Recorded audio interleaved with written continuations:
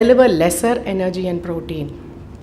For example, if I'm having a 60 kg patient with me, minimum I would talk a 1 gram protein per kg body weight, which would mean 60 grams protein.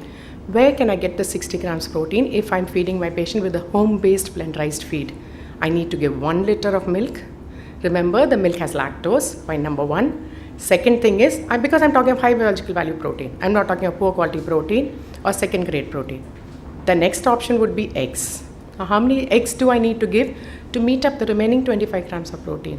At least 4 eggs, 4 to 5 eggs, depending on the size of the egg once again, whether it's a 42 gram egg or whether it's a 50 gram egg, whatever it is. So 1 liter of milk and 5 to 6 eggs will give me 60 grams of protein. So that's my second thing when I talk of, when I give home-based formula, how am I going to meet the requirement? The third thing is high microbial contamination. I must tell you, 25 years back, I had done my internship in a premier institute down south. At the end of my internship of 3 months, we had to write an observation report. And probably you can call me naive, or I didn't have guts definitely, I was definitely naive. I wrote in my observation report, the broom which was used for the floor of the dietary department, the same broom was used for the tabletop. I had the guts to write it, and my mentor, who was the chief dietitian then, she wrote, "Good attempt" with an exclamation mark. So this is the safety when it comes to feed being prepared in a home-based method.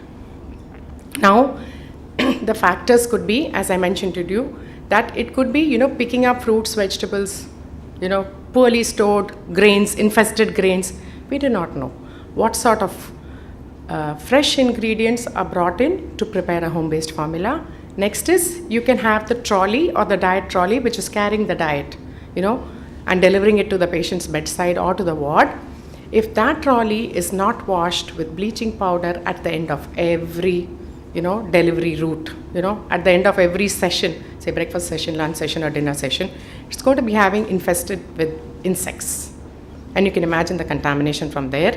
Not only that, if you're having a kitchen which is having non-veg prepared at the same table where you're going to prepare these feeds, definitely there is a risk of cross-contamination and negligence by kitchen staff, nurses, the hands, the basic hand washing technique. I do not know how many of them follow it prior to preparing a feed.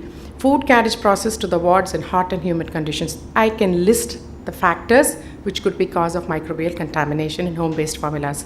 This is not me who is only talking that. There is enough evidence to back this to say there could be diarrhea, there could be gastrointestinal colonization, there could be pneumonia, infection, increased length of stay, mortality also. So which one to choose? Obviously backed with science and with little bit of practice.